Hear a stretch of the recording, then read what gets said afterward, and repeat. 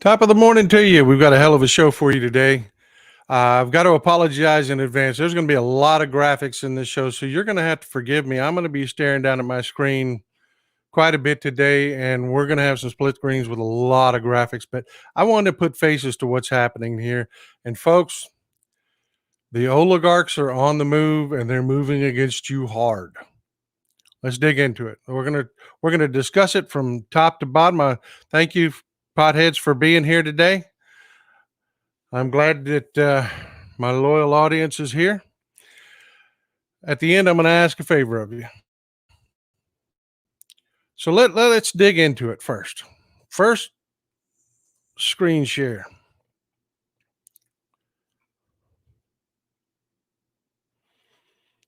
All right, let's dig it out. Let's dig it out. Doesn't pull these up in order. 1 second. There you go. Y'all remember this guy? He and his little Nazi fanboys there have been showing up at drag events. The guy's name is Chris Polhouse. You've seen video of him all over the all over social media, him marching back and forth, yelling stuff out, and they're chanting this, that, and the other. Little interesting thing about Chris Polhouse and his little buddies back here is, well, Chris Polhouse is an actor. This is performative. And don't get me wrong, I don't mean like he's a Hollywood actor, like he's like professionally working at gigs. He's like a pastor. He's putting on a performance that he's paid to put on. See, if you look at these guys, all their little matching outfits and all their masks, remember when they said they would never put masks on? You couldn't make them put masks on? Yeah. Anyway, all their little matching outfits and the flags and all the craziness, matching sweatshirts with the printing on them, all that costs money. And those guys are from Maine. I've been a local. I appreciate you saying that because it brings up a point. No, they're not a fascist flash mob. This is performative. This is choreographed and put together. See, these guys have happy little Nazi compound up in Maine. Is where Chris Polhouse is from, and there's travel expenses involved. These guys need hotels to stay in. Who pays for all that? Well, folks, that's what we're going to talk about today. This Chris Polhouse is a tool. He's a tool of a psychological operation, a psyop that is going on right now, run by billionaires. And I'm going to piece it together for you, bottom to top. So stay with me, folks. Stay with me. It can get a little complicated, but not really. I can break it down where you can understand it pretty easily. I promise I will not let your eyes glaze over.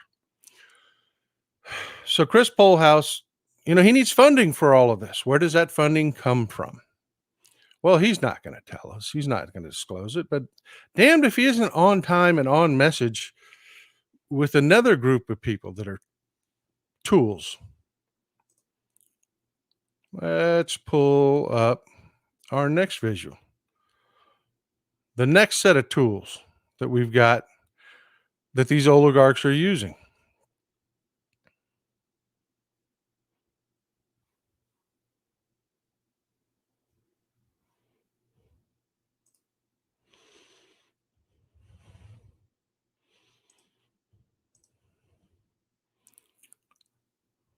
Everybody recognizes Tiny D, right? Everybody recognizes Tiny D. He's the face of anti-woke. He's the guy that's trying to take down Disney. You see the no CRT sign in the back. That's where they started with this anti-CRT message. And just I'll give a quick backstory on that you people heard me say this before, but it's important for this. We need to know why they pick CRT and why they pick anti-woke. Well, There's a couple reasons. The primary reason that most people know nothing about it. It's just a fact. Nobody really knew what CRT was. You couldn't define it. You couldn't tell me what critical race theory is. Neither could the people that they're selling all of the disinformation to. So all they do is tell them these things are their worst nightmares. Notice they're going hard after trans people and the anti-woke stuff because very few people know things about trans people. Very few people know a trans person. So they can say anything they want about it. That's the method. And DeSantis is another tool, just like Chris Polehouse is a performative actor out there. He's the one that's pandering to the racists on the right, and we all know that the right is just flooded with racists. We know how butthurt they get when we call them out for it. Damn, folks, I hope your coffee's as good as mine. Let me pull that down while I'm talking to you. So we have DeSantis, and he's running around destroying his political campaign, attacking Disney. Why? Well, the second reason is control. Disney is a media company. Disney is a media company. And these oligarchs have bought into, groups like the Oath Keepers and this Chris Polehouse nut and, groups like that. They're buying into them. But they also need the politicians, and politicians come cheap. You can buy a politician as cheap as you can buy a pastor. That's a fact. They come cheap. I mean, think about it. What's the most expensive politician you've heard being bought? And yeah, I consider the SCOTUS to be filled with politicians. Didn't used to, but I do now. I mean, the Chief Justice of the Supreme Court went for $10 million over 10 years. That doesn't seem like a lot of money to me when you look at the financial interest these oligarchs are looking at. I mean, look at Clarence Thomas. Harlan Crow bought him cheap. Some trips that, on a yacht Harlan Crow already owned. I mean, he didn't have to do anything but fly him there and feed him. I mean, it was cheap. I mean, that sounds like a lot of money to us, but when you've gone from being worth $1 billion 5 years ago to $5 billion today, yeah, $1 million investment's not much. And believe me, Marjorie Trader Green, little Jimmy Jordan, those guys come even cheaper. You can get those guys for a few $1,000. Fly them around on a couple trips, make them feel special. I mean, what's a trip to Israel cost you? 10 grand? I mean, that's cheap, man. That's the other tool they're using, the politicians. So you've got these, we're going to call these Nazis activists because they are white supremacist activists. You've got them there that you're buying, and then you've got the politicians. And we're going to, I want to take a look at what that looks like. I've got a great video here for you. Politics Girl actually posted this. It's from a TikTok creator that I've followed for a long time. He's a really sharp guy. He's an ad executive. Really sharp. Let me pull this video up for you. Oh, look, there's Ron DeSantis yesterday working to solve Fort Lauderdale's flooding disaster from Japan, because obviously his recent trips to Kansas City, Philadelphia, New York City, Washington, D.C., Chicago, Houston, Dallas, Simi Valley, Davenport, Des Moines, Las Vegas, Atlanta, Thank you, Harrisburg, Long Jackie. Island, Westchester Township, Akron, Manchester, New Hampshire, Charleston, and Spartanburg didn't solve enough of Florida's problems. So soon he'll jet off to South Korea, the UK, and Israel, because obviously the trip he took to Israel in 2019, which cost Florida residents $131,000, wasn't good enough. Now, where is he getting all of this money for the international travel? Most of it comes from a group called Enterprise Florida. Now, who donates the money to Enterprise Florida? Well, that's not public information. Maybe it's Harlan Crow or the NRA or Russian, Saudi Arabia, pharmaceutical or oil companies. Who the fuck knows? Now, to keep track of Ronnie's travels, just in case there's yet another disaster in Florida. And by the way, I don't mean the overuse of the word woke in Florida's legislature. It's going to be harder to find Ronnie because Florida Republicans are going to hide all of his and his family's travel records from Florida citizens. Oh, and lastly, Ronnie wasn't totally neglectful regarding the historic disaster in Florida. He asked the Biden administration to declare Fort Lauderdale a disaster so that Joe Biden, who's actually on the job, can fix Florida's problem. Ron DeSantis certainly ain't woke. He's asleep at the wheel. Amazing video. Are you following that, folks? They are going to hide his travel records so that guys like me and guys like Do It for the USA cannot find this information. They're insulating themselves. And by the way, another way they're insulating themselves is, you know how they always accuse people like me. There's a photo of us at the White House where we got together for a meeting at a strategy meeting at the White House. And they doctored it up and they call us Soros paid shills. Well, Soros don't pay me shit. But remember, every Republican accusation is a confession. Let's get into that. Let's dig into that. You remember when we were looking at old Ron DeSantis' photo there was a guy standing next to him.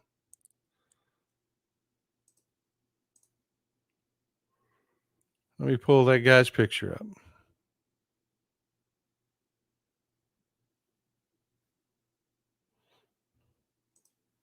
There we go. You've heard me talk about him before. That's old Chris Rufo. Oh, wait a minute. Chris Rufo, well, he's from the Manhattan Institute. He's a fellow at the Manhattan Institute. What is this Danube Institute? Well, I'll be honest with you. I tripped over this because, thanks, Cynthia Paul. I appreciate you. The Manhattan, I've tripped over this because, well, Chris Rufo's got a big mouth. He just cannot stay on the down low. He wants everybody to know he's special. So he posted a bunch of pictures of his trip to Budapest.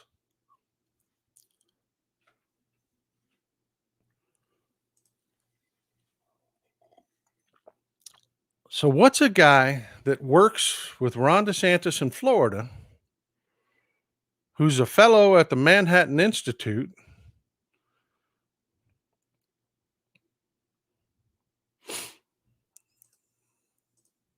doing at the Danube Institute in Budapest, Hungary? Well, I just made me scratch my head, so I had to start digging. You remember this guy? This guy, he's the tallest hog at the trough at the Manhattan Institute. That's Paul Singer, a billionaire oligarch. So you've got the Manhattan Institute that's run by an oligarch, where Chris Rufo's a fellow who's making bank. Well, then he's also at this Danube Institute. And so I started digging into it. And what's the Danube Institute? Well, it's an institute that's funded by Viktor Orban of Hungary and his Ministry of Propaganda. Wow. So we've got Hungarian propaganda money flowing through the Danube Institute to where? Well, that gets interesting as well. Because the guy that runs the Danube Institute is a guy by the name of John O'Sullivan.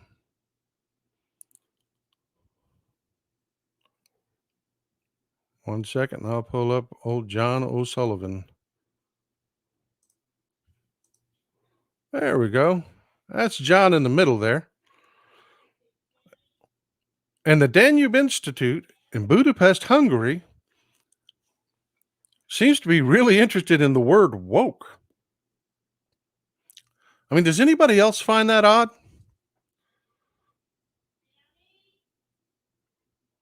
That they're writing a publication, they're creating a publication called The Pipeline. It's where all these articles are published in English, and they're using English vernacular in the middle of Budapest, Hungary. That sounds like a little bit like the target audience for the Danube Institute is not Hungarians.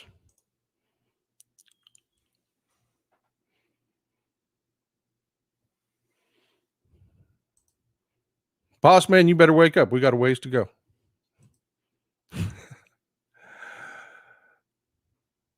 Folks,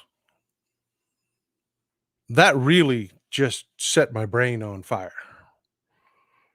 And I have to really thank Chris Rufo for this, because he just cannot keep his mouth shut. He just cannot keep his mouth shut. So we have John O'Sullivan running the Danube Institute. Well, what does that mean? And he's writing articles about liberal Scottish politicians. What the hell do the people in Hungary have to do with Scottish politicians? Nothing. Not a damn thing. Obviously, not an institute geared to help the people of Hungary, funded by, well, you've got Viktor Orban's Ministry of Propaganda, and you remember Viktor Orban, kind of a weird relationship with Tucker Carlson. Tucker Carlson did, these prop up interviews with him, and then CPAC, the preeminent conservative political action committee in the country, moved its annual meeting to Hungary. What's so great about Hungary? Well, it's a funnel, because Viktor Orban, who is wealthy unto himself, he has a sugar daddy where all this money comes from. And it's the original oligarch, Vladimir Putin. Putin funnels his money through Hungary. And he has relationships with people in Hungary. And how does that tie back to the United States? Well, the same John O'Sullivan that runs the Danube Institute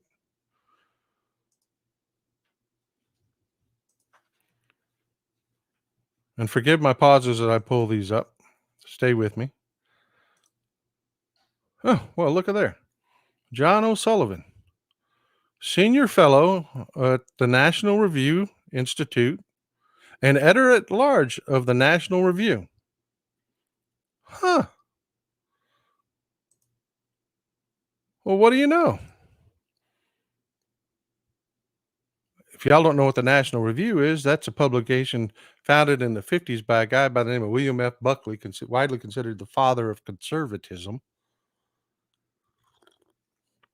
Yes, folks, conservatism has always been a grift from the wealthy to control the poor.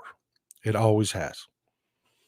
And yeah, thank you. Thank you for noticing that. That's one of the things I want you to pay attention to. Brent, another old white guy. Wow. Who would have thought?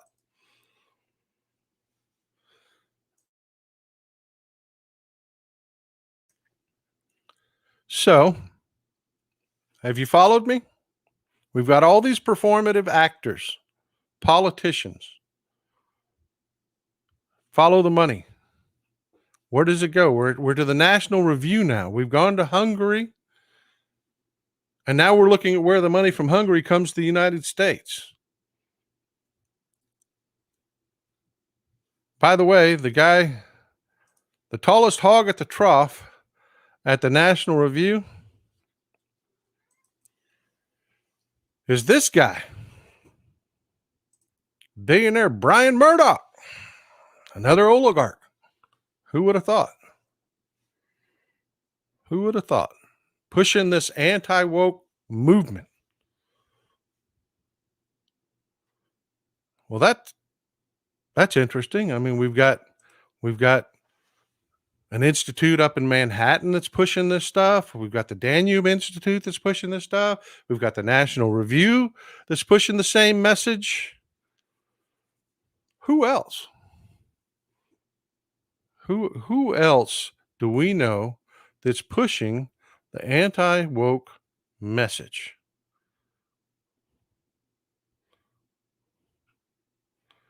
Let's see if we can find that one. I apologize. There we go.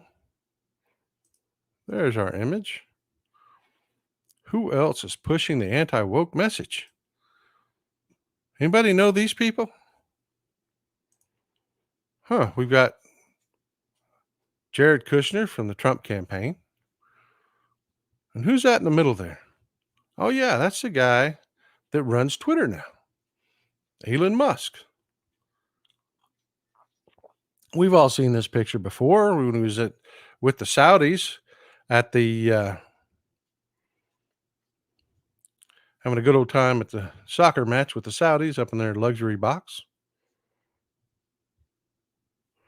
Well, what do you know? Because if you look at what's happening with Twitter, it's flooded with the anti-woke message, the misogyny, the hate towards the LGBTQ. What did he do with Twitter when he got his hands on it? He brought back all of the people that represent what? They represent the beliefs of Saudi Arabia is what they represent. I don't know if you people are familiar with Saudi Arabia, but it is a very misogynistic country. Women are property. Sound familiar? Women have no rights. Sound familiar? Well, a little bit of information that keeps getting lost in the narrative is that Elon Musk couldn't buy Twitter. He was in a real bind. He had made a pledge to not sell any more Tesla stock because Tesla was tanking and the investors were going to sue him. So he could not raise the capital to buy Twitter. Who bought it with him? Who made it possible? The Saudis. The Saudis made it possible. And you know, we always looked at Saudi Arabia and their treatment of women, and the narrative was that through their relations with us and interactions with us, they would become more liberal. But they didn't. Remember, they're religious fanatics. You remember the 9/11 attacks? Those were Saudis. They don't dig the West. They want to own women. They are very biased, racist people. Very much so. They just are. You know, they believe in, the Saudis believe that Saudis are the top of the pyramid. And everybody else is beneath them. And suddenly when you look at who's paying for it, and we're going to dig more into that, when you look at who's paying for it, all of a sudden anti-woke starts to make a lot more sense, doesn't it? I mean, it doesn't make sense as in it's a thing to do. But we have been progressively becoming more and more liberal as a country, more and more accepting. Look what's happened with gay rights, gays in the military, gay marriage. They want to roll this backwards. They want to take your country from you. Thanks, Peter. I appreciate that, man. They want to take your country from you. They want to roll it back, to the days of Mad Men. Remember the show Mad Men? Where men ran everything, women were property, secretary, smack her on the ass when you come into the office. Remember those days? I don't. I'm not that old. But that's where we're heading, folks. That's where we're heading. But we're not done following the money. I've got another video for you from Jess Anderson. Y'all may recognize her from TikTok as Jess Runner. She is running for office in the 71st District in Virginia. Super smart, very well informed, and she does a great job with this, folks. Let me pull this up for you. Again, follow the money. I know I've joked about let's not have Virginia become the next Florida, but I'm going to show you why, if we're not careful, that could be a reality. This is my Republican governor, Glenn Youngkin, and one of his committees, PACs, is Spirit of Virginia. So just over 2 years since February 2021, Spirit of Virginia has had more than 10,000 contributions and currently has nearly $2.7 million on hand. Now, Governor Glenn Youngkin has announced his intentions to use these dollars to invest in Republican candidates for the upcoming General Assembly races in November, particularly in targeted districts like mine, and hopes to take the Senate and maintain the House and get a national recognition from his party. But guess what I found out about his most spirited donors in Virginia? So here's the Q1 report for Spirit of Virginia, and the top donor here is Thomas Petterfy. Petterfy? Let's start with the fact that Thomas here doesn't live in Virginia. He lives in Palm Beach, Florida. And the only donation he's ever made in Virginia politics was this one for $1 million to Glenn Youngkin's Spirit of Virginia PAC. Now, Thomas here is a Hungarian-born American billionaire. So, of course, I went ahead and Googled Viktor Orban and Thomas here, and look what I found. Prime Minister Viktor Orban presents Grand Cross of the Hungary Order of Merit to... Oh, interesting. So the largest dollar donation to date for the Spirit of Virginia PAC, outside of Youngkin himself, is from a Hungarian-born American billionaire from Florida that has ties to Viktor Orban. Okay. I also want to point out that I only got through the first 2 pages of the 23 pages of donors, and this is what I found of out-of-state donors, some of which were first-time donors ever in Virginia. So I think I get it now. When Republican candidates say they don't want out-of-state donors influencing law in the Commonwealth of Virginia, what they really mean is we don't mind it as long as it's funneled through a PAC and through my Republican governor and then given to me. So I don't have Hungarian-born billionaire backing. I have average donations of $26. So if you would like to contribute to ensure that I win this seat in November, that'd be great. That'd be great. She's fantastic. She really is fantastic. But wow, folks. Hungarian billionaire with ties to Viktor Orban, does business in Russia, funneling money into Virginia, buying another politician. Where have we heard that before? Oh yeah, that billionaire lives in Florida. Wonder how much he paid to DeSantis.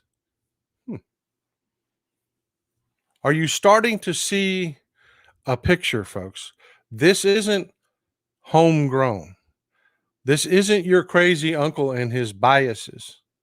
This is a psychological operation they are using on your uncle, using his biases to try to further their agenda and gain control. And I'm going to take a pause from walking you through this, but stay with me. Don't keep a pin in this. This is why the Bud Light thing happened. That was AstroTurf. That was all AstroTurf. Anheuser-Busch has hundreds of partners. Dylan Mulvaney, they didn't even know who that was. They didn't even know what happened. They just didn't. It was one of these AstroTurf organizations that put it out there. They have a mechanism where they say, these are our talking points. We're going to push those out. And it goes out through Fox, it goes out through Newsmax, it goes out through Breitbart and all the nasty little places you don't go to on the web. And it tells your crazy uncle what to be mad at so that they can keep him on their side. They pander to his worst characteristics. They pander to his sense of victimhood. They pander to his racism. That is why Fox is another tool. And I want to bring in one more tool before we keep moving on with the funding. I'd like you to see this Fox article. You notice a lot of this funnels right through Fox.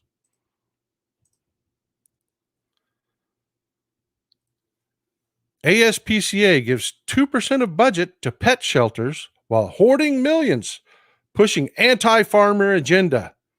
Quote, think tank. Did you catch that part at the end there? Quote, think tank. Yeah, that's so that Fox can't get sued. We're not saying this. A think tank is saying this. And you know, think tanks, man, they seem really legitimate. And the think tank they're talking about is the Center for Environment and Welfare. Q. I mean, my God, didn't you know that the ASPCA was bad? They're not bad, folks. They do a lot of great work. They do a lot of great work. But who's this Q, this think tank that knows? They're AstroTurf, folks. They're fake. They're fake.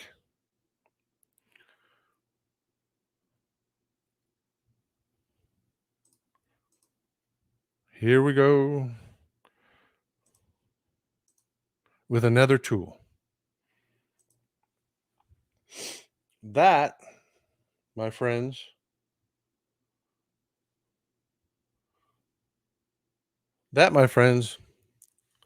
sorry, is Jack Hubbard. Jack Hubbard is a partner at Berman and Company. Notice he a little bit younger than the others, but still the same demographic.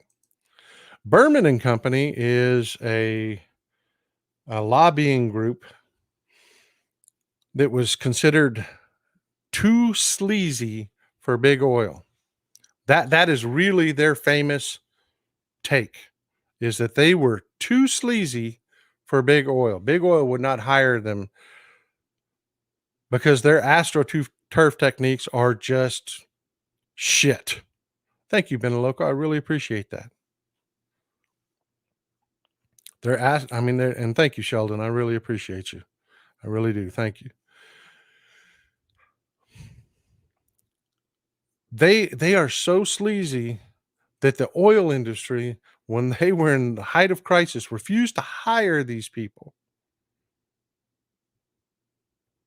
But they're attacking the ASPCA on Fox, and Fox is presenting it as it's real. Another think tank, another institute where money's being funneled. And in that think tank, we don't know who's funneling it, to be honest with you. But they're attacking an institution. It's an institution that stands against the abuse of animals. It's one of those liberal, enlightening things that's happened over the last 10 years. And they're taking it down, folks. They're really trying to take it down. They're putting this nonsense out there that the ASPCA is bad. You know, the people that go around to neighborhoods and find dogs that have been abandoned and tied up in backyards, and they take those dogs and they get them healthy again, get them adopted. That group is bad. It's bad to them because it's part of a movement. It's part of a movement to become an enlightened liberal society. Another tool, they use lobbying firms. They set up these fake astroturf fronts. And I'll tell you, some of them, we can't even track where the money comes from. Remember the Heritage Foundation? They won't even tell us where they get their money from. They will not tell us where their money comes from, who funds them. I mean, these are the people picking our judges, and you've got some oligarch back there pulling the strings, funding this stuff. And look how it's affecting us. Look at our Supreme Court. You've got Samuel Alito. We found out he's got some sugar daddy taking him on vacations. That story's just breaking. It's going to flesh out over the next few days. You'll see. There's another Harlan Crow. And speaking of Harlan Crow, isn't it kind of coincidental that Harlan Crow's got his super secret Nazi memorabilia collection? And then you've got guys like Chris Polhaus, that's magically getting funding to travel all over the country and show up on camera to try to appeal to your racist grandpa's worst instincts, to give this perception that they're strong when they're really just astroturf actors. Folks, I want you to have some sense of how global this is and how big it is. I'm going to bring up a couple pictures for you. Let's start with Frank Lowy. He's a guy you've never heard of. He's a guy you will never hear of outside this show.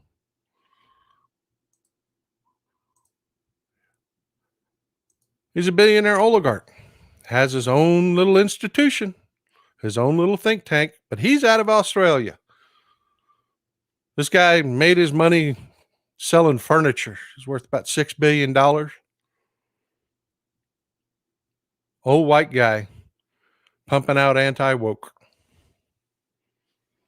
trying to move us backwards.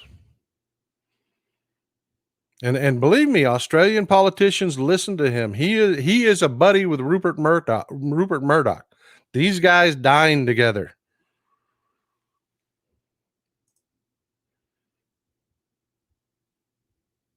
I mean, are you really surprised that a bunch of 70 or 80-year-old billionaires staring at death's door are trying to move the country back to what they consider the good old days when they could be misogynist dicks and fly around to forgive me.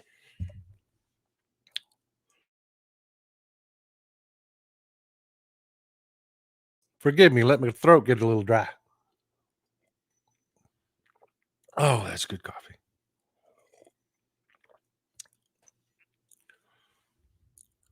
Are we really surprised that that's what they're doing with their legacy, that they're moving against us so hard right now?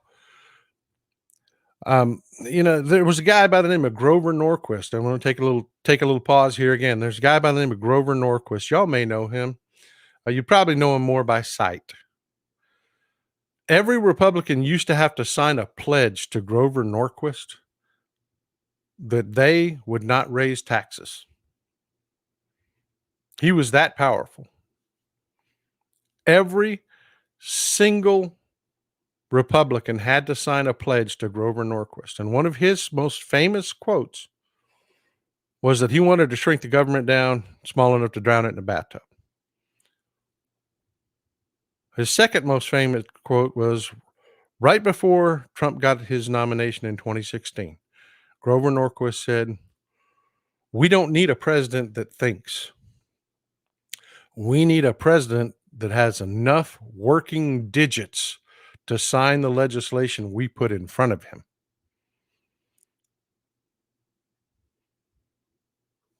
That was supposed to be Trump.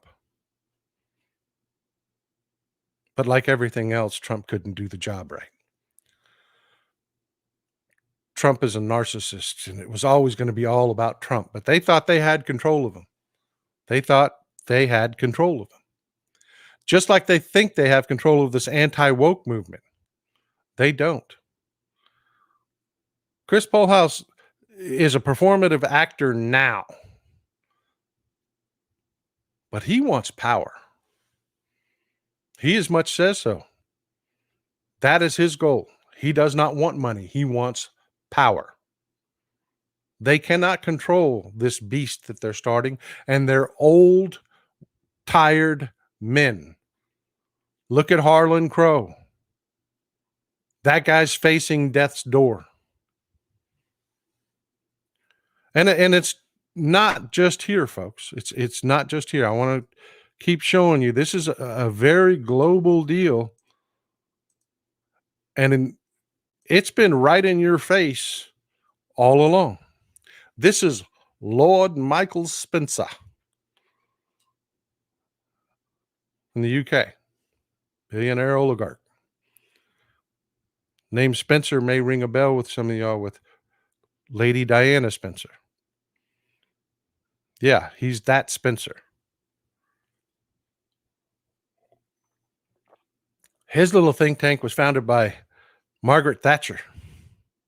He's the tallest hog at the trough there, pumping out the anti-woke nonsense in the UK. Woke isn't even a British expression. They're all using this American vernacular, and it kills me. It kills me. You know, I mean, it's everywhere, folks. You can Google it. Just Google think tanks in Germany. Google think tanks in France. Google think tanks in, there's a lot of them in Italy. You know, the fascist movement, they've elected a fascist leader in Italy. Those think tanks are funneling money as fast as they can. I mean, it's really something. I mean, and don't get me wrong, you have good think tanks out there. You have legitimate think tanks out there. You folks will see me quote the Cato Institute quite often because, you know, I don't agree with them. They're libertarian, and a libertarian is just somebody that wants all the benefits of government with none of the responsibility. I don't agree with what Cato does, but they're a good source of information. They tend to not lie in their publication. Their summations tend to be wrong, but they don't lie.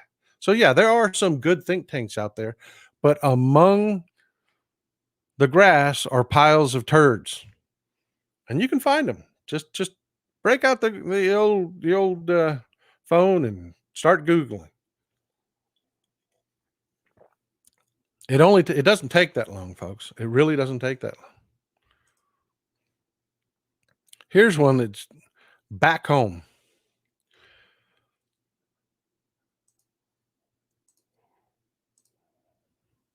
And just to show you that it's not just all old men. This is Barb Van Andel Gabby, known as the Amway Queen. Her husband was big and about the tallest hog in the trough at Amway, and when he died, she was worth about $4 billion. She is currently the CEO of the Heritage Foundation. And Heritage won't disclose to us their donations, but gee, a billionaire oligarchus runs it. I mean, what else do you have to say?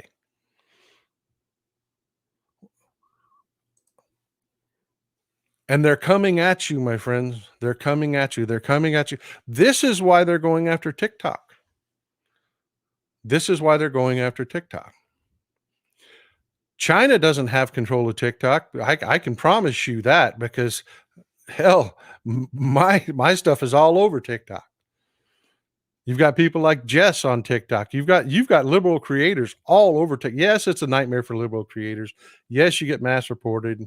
Yes, you've got to remake accounts over and over and over again, but they can't control it. They can't stop it. They can't do what they did with Twitter. There's no oligarch, you know, like Elon Musk, who was born and raised in apartheid South Africa that aligns with their anti-woke beliefs,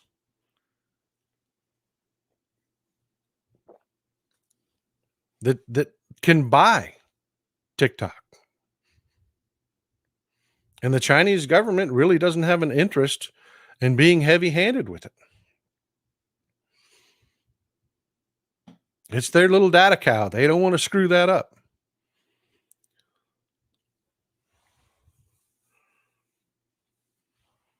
So to sum up, folks, take a look at what's going on. Take a look at the resurgence of the Nazis and the Oath Keepers and January 6th. And then look at this latest thing that's been happening and how the momentum has surged forward with these oligarchs. You've got the Saudis that have bought Twitter, and all of a sudden you've got people like Cat Turd all over your feed. I mean, look at your For You page. I get nobody that I follow on my For You page. I get inundated with these right-wing, anti-woke freaks.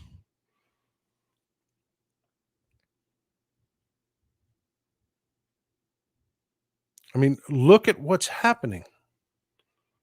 Every right-wing publication or source of information that your papa or crazy ass uncle or everybody has their hands onto are all playing in concert.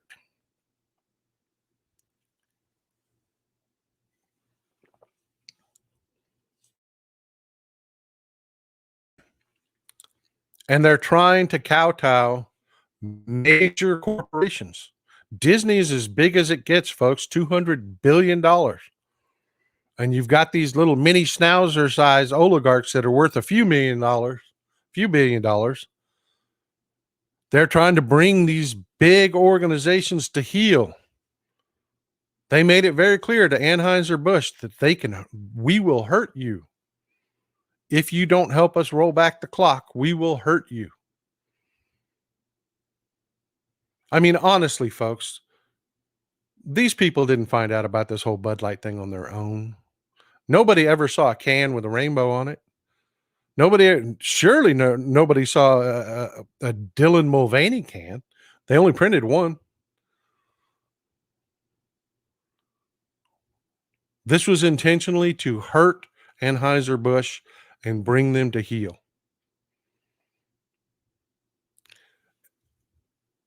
I don't know if you ever saw that movie Lord of the Rings, the third movie where the dwarves were going through the mountains, and then the big mountain giants started fighting and boulders were flying everywhere. That's what we're watching. We're seeing packs of these little miniature schnauzer sized oligarchs, and they're going after these companies, and they're going to try their damnedest to get Disney, the media company. And you've got to remember, this isn't Disneyland that they're fighting over.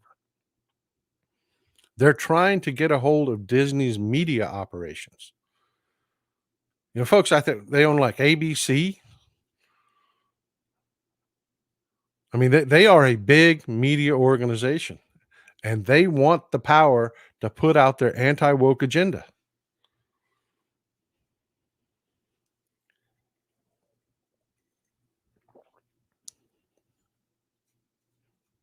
That's what this whole go woke, go broke thing is all about.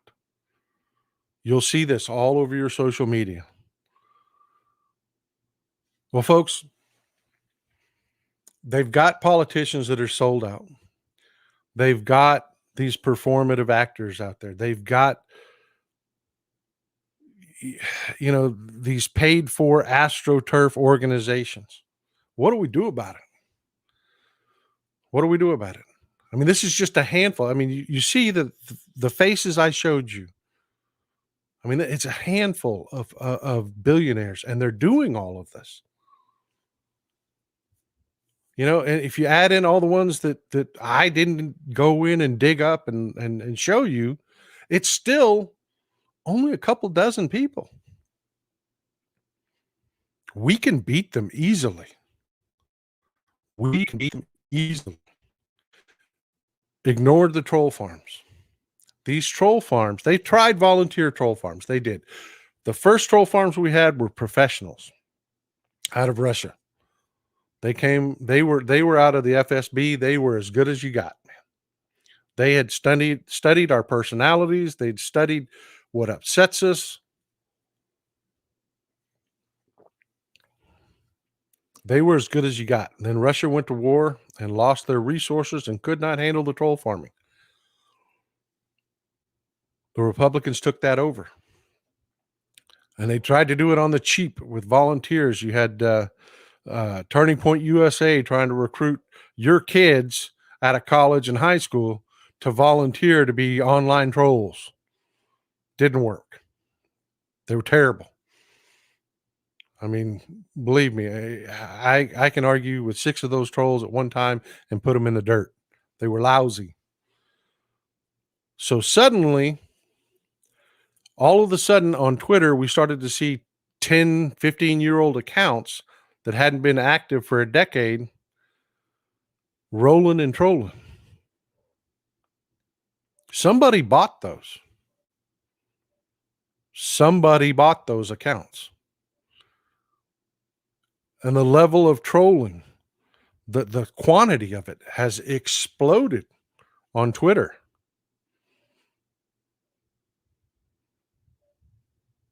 So what do? Block the trolls. First thing. Anytime you see a troll in your comments, anywhere on your social media, on any platform, just block them immediately. It blunts their ability to get their message out. Trolls try to piggyback on my social media because I reach out to millions of people a week, man. You know, well, I say a little over 1 million people a week. I don't want to embellish. They try to piggyback on my social media, get those comments out there. I block the heck of them. I blocked hundreds of trolls. And that's the thing, folks. You don't need tens of thousands of trolls. You only need a couple hundred people on the payroll, and you need to think about how cheap that is. If you paid them $100 a day, you know, this is cheap. Office space, the computers, this is cheap, man. They can do it from home. You can pay them to do it from home. Don't even have to provide them office space for the most part. This is cheap for these oligarchs to run. And you'll notice they're coming out now. And that's where I'm getting at, folks. Block the trolls because it costs them money.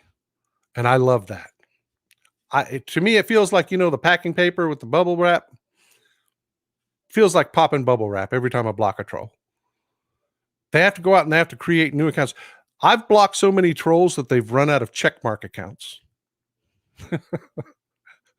I'm not kidding.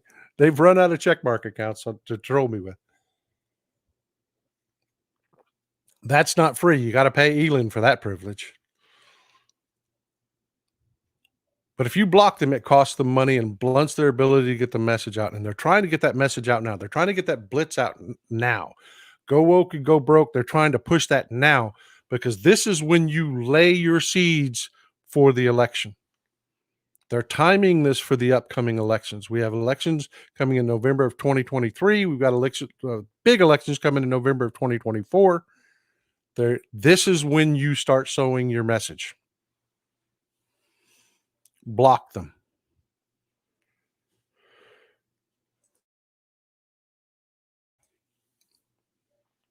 And I know it's interesting to kick the shit out of a troll every once in a while. I get that. I don't mean that physically. YouTube, don't take this down.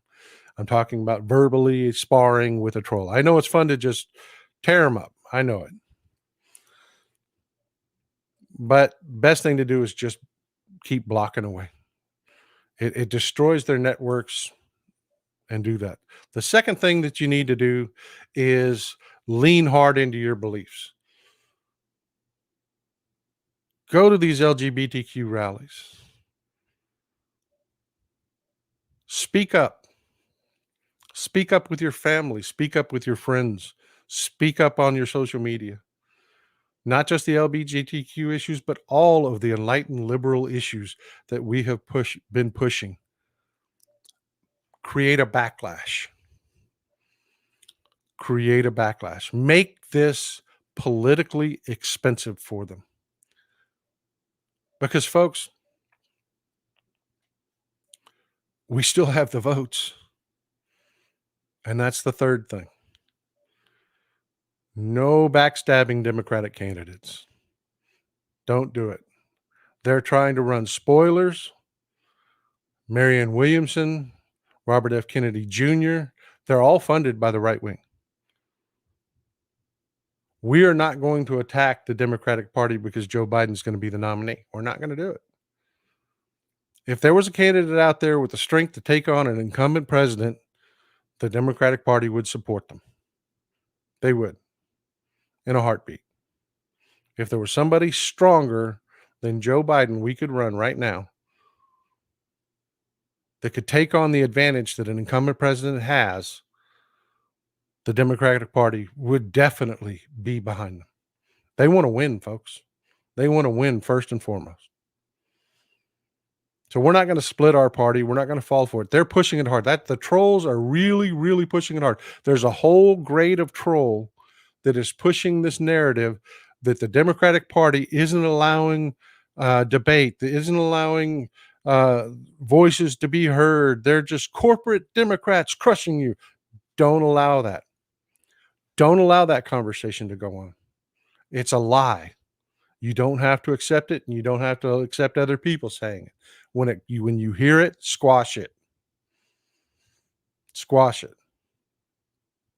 Because it will catch some people. It will, especially the young. It'll appeal to the young. Help Gen Z out. Help them spot what this is. Well, folks, man, this went by fast. But we're almost out of time, and I always want to do a roundtable discussion at the end of our show. So please, get your questions ready.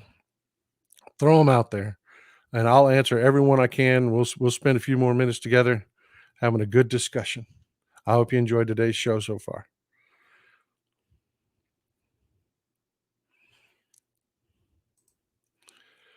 Brent, man, you are full of good comments today. Texas Paul, do you think that Gen Z will be able to stem the tide of MAGA? Will Marjorie Trader Green, Gates, Gosar, and the like be run out on a rail? Yes and no. Yes and no. Let's take Marjorie Trader Green, for example. Her district is like my district. My district is 80-20. Believe me, it is full of those right-wing knuckleheads that just absolutely love what people like Marjorie Trader Green do. So is she going to be run out on a rail? No. We threw enough money at her opponent in the last election. You should have been able to drop Brinks trucks on her, and she still won. They love that spectacle. I mean, she's created for a reason, guys. You know, she doesn't invent these talking points. You see her in these committee meetings, and she just reads off these talking points that these institutes provide her.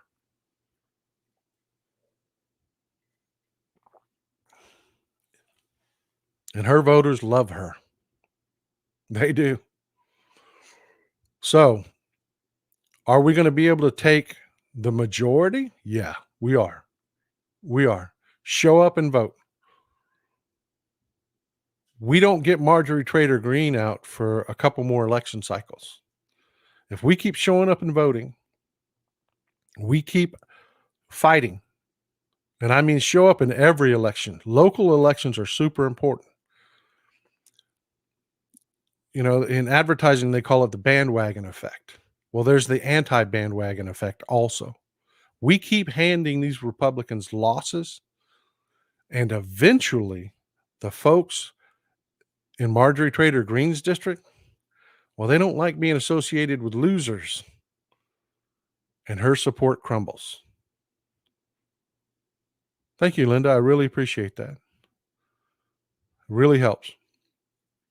But I hope that answers your question for you. It's a yes and a no.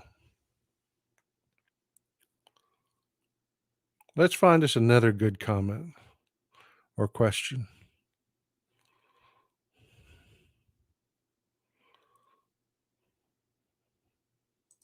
I love doing I appreciate you, Cruising. I love doing the Tony Michaels show. I really do. It is fun. It is a lot of fun.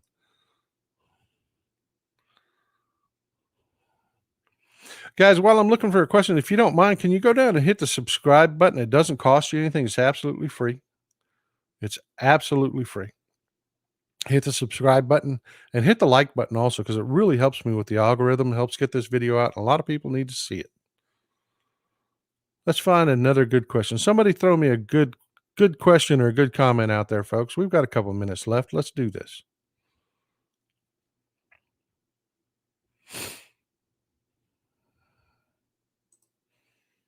Thank you, Lisa. I really appreciate you. That's what I told you in the beginning. I was going to ask you folks for something. And this is what I'm going to ask you for. I'm not going to ask you for money. I'm not going to ask you to buy anything. Shit. A lot of years of my life I spent living paycheck to paycheck. I didn't have money to buy shit from people. I didn't. Damn sure didn't have money to give away to people. There's a lot of good folks out there that are in that same position. So I don't feel real comfortable asking people for money all the time. I don't. I do ask for support every once in a while, but that's not what I'm asking for from you today, because it's not the most important thing you can do. Because what you can do that is super important is free. Grow our audience. Please hit the subscribe button for yourself, but bring some people here. I think we had an important discussion today, don't you? I mean, people didn't realize, still don't realize, that they've got a group that is actually moving on the battlefield against them right now. And if we don't talk to them and tell them, they're going to get caught flat-footed, and they're going to be reacting instead of doing what you folks are going to be doing, which is proactively going after this nonsense, which is actively moving our agenda forward. Don't be on defense, be on offense. Help me do that, please. Bring people to this audience. That's what I want to ask you to do. It's free. If you hit the subscribe button down there, it'll give you a notification when I run a show or post a video on this account. Please.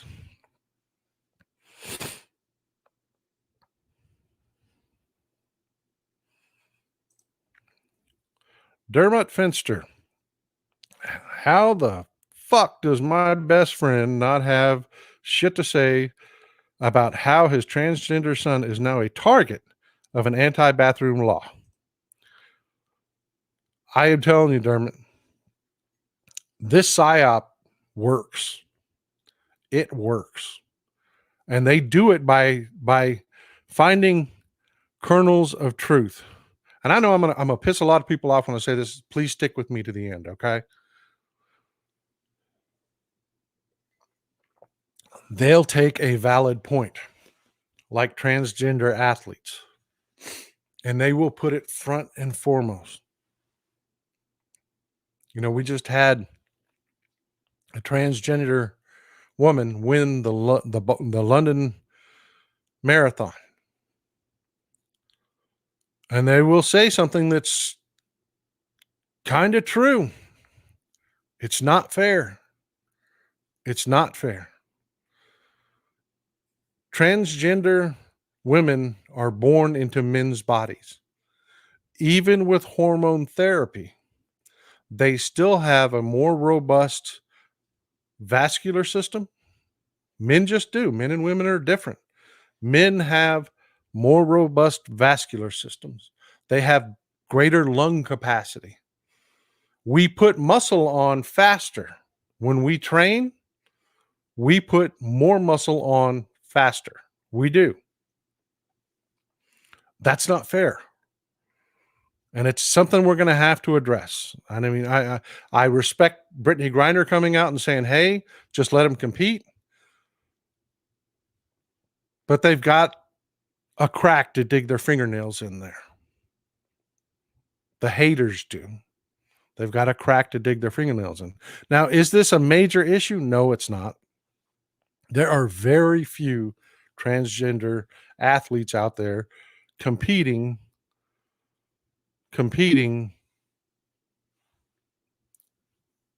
You know, it's just not a problem because there just aren't that many.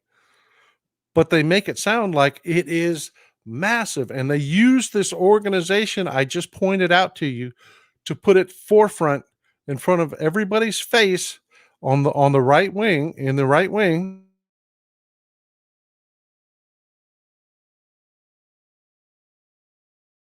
Forgive me, folks. I got a little catch in my throat. I'm sorry about that. I'm gonna have to cough every once in a while.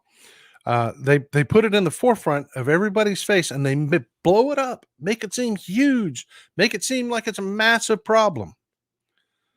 And then you get guys like your friend that buy into that bullshit. They just buy into it, and it's trash. It is really just trash. Meant they use it as a foundation for hate. They don't want to have a discussion about that. They don't want to say, what do we do that's real and practical, that's not hating people, that's not okay, we do have this physical situation, but we don't want to be hateful to that's not them. All they want to do is use that as a brick to stand on to hate, to encourage the hateful people that love the Nazis standing outside drag shows.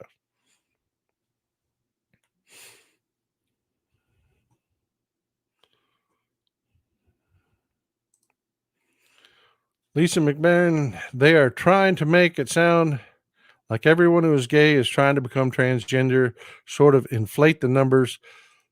Yes, exactly right. Exactly right. That is 100% true.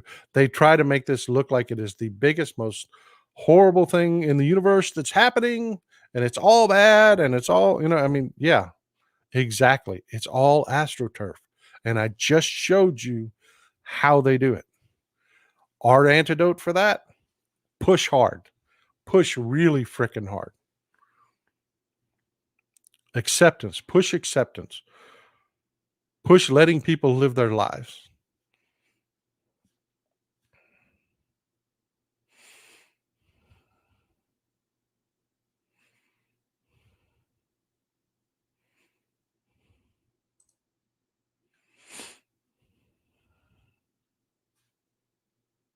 All right, let's try to find one more good comment. We've got a few minutes left.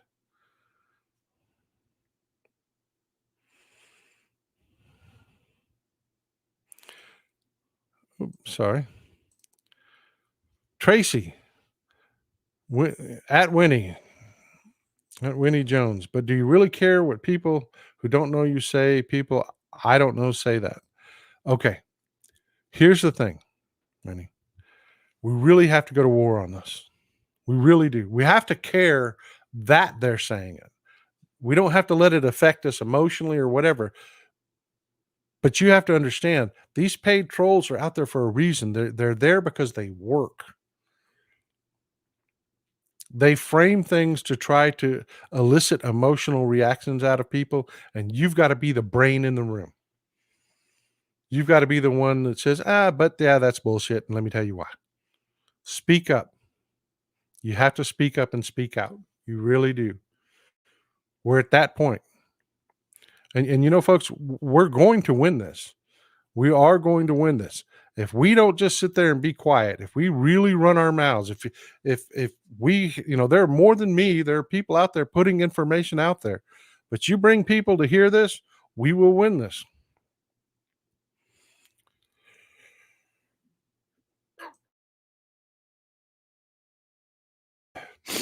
Forgive me, I've been talking so much. I do have a catch in my throat. I'm sorry about that. Doesn't Cinco de Mayo mean 5 with mayonnaise? No, it does not. It means the 5th of May. Thank you very much. And it's a great party. By the way, it is fiesta time here in Texas. If you ever wanted to come to Texas to visit at a time that is non-political and just a really fantastic freaking time, come to Texas now. Come to Texas now. Fiesta is wonderful. Go down. There's a street party down in San Antonio called Night in Old San Antonio. It's NIOSA for short. Wonderful time. I I mean, it is a wonderful time. Get you a hotel downtown so you can just walk there. Oh my God, it is a great time to be here in Texas, and it's not too hot.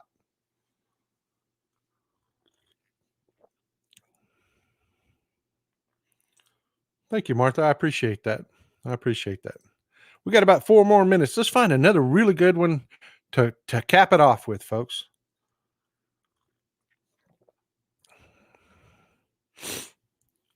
George, I didn't catch your question. I apologize. I'll try to scroll up and find it.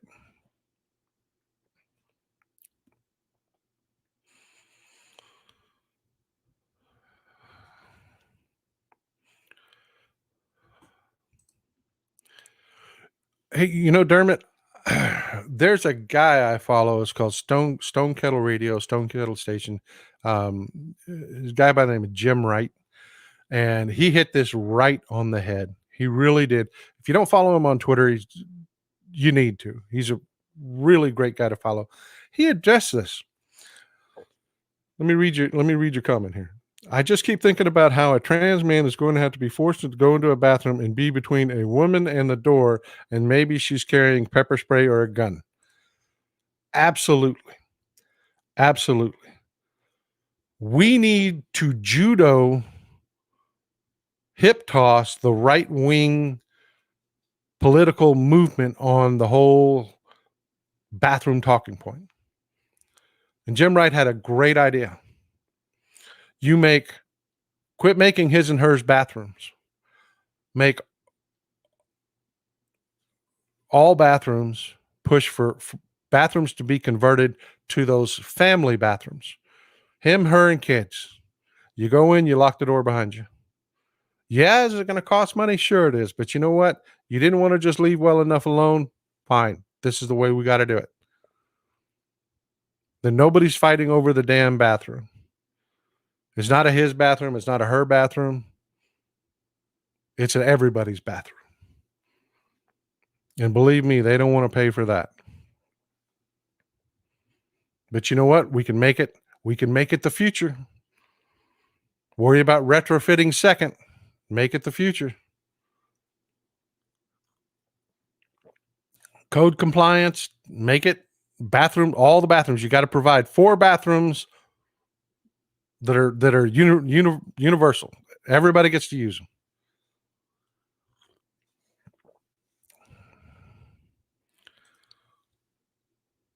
Oh, sorry.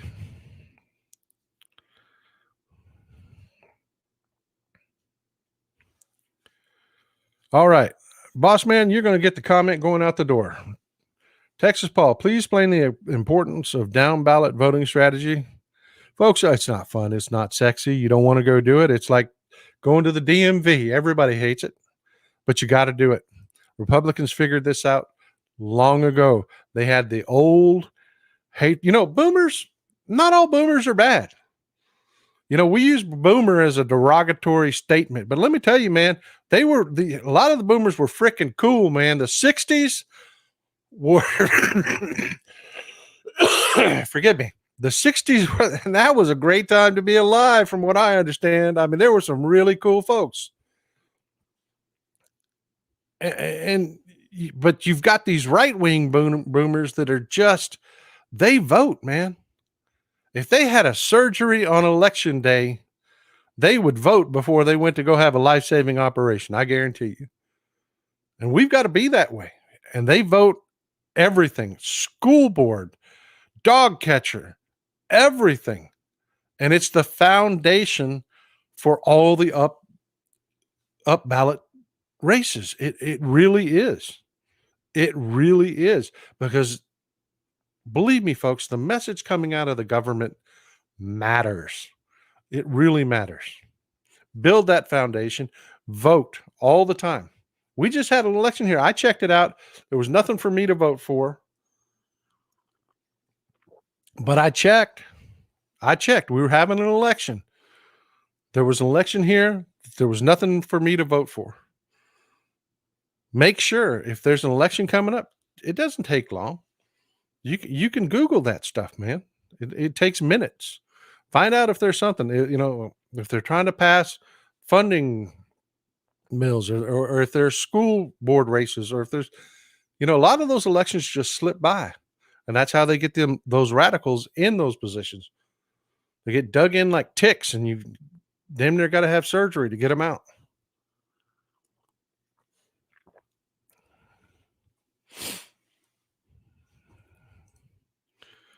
Mike, I appreciate you, bud. I really do. I do. I get it. Like I said, boomers get a bad rap. A lot of you guys are funky, cool people, man. Old Willie's got the best weed in the world. I'm telling you. I'm telling you. Not all boomers are these right wing nuts that we try to paint them as. And by the way, you can reach your crazy family. You can reach your crazy family. I'm going to wrap this up with try. Don't confront them directly. Don't tell them they're wrong about everything. Just, when they start talking this trans stuff, just, you know what? I don't want to hate trans people.